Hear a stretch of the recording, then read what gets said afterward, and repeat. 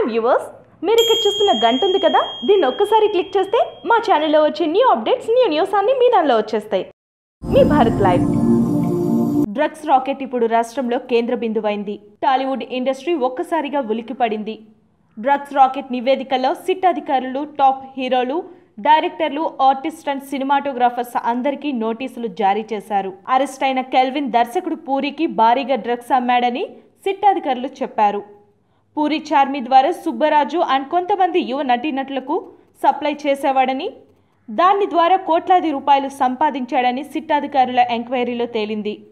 దర్శకుడు పూరి తన సినిమాలతో హీరోలు, హీరోయిన్లు, విలన్స్ డ్రగ్స్ ఎలా వాడతారో ఆయన నిజ జీవితంలో కూడా ఆయన హీరోలు, హీరోయిన్లు, విలన్స్ అలానే డ్రగ్స్ వాడుతున్నారని తెలుస్తుంది. అలానే కోట్లాది రూపాయలు వాటి ద్వారానే సంపాదించాడని తెలుస్తుంది. ఇప్పుడు ఆ డ్రగ్స్ మాఫియా సినిమా ఇండస్ట్రీ దాటి మామూలు ప్రజలు, ఇంకా దారుణం ఏమిటంటే అది స్కూల్ పిల్లల వరకు వెళ్లడమే.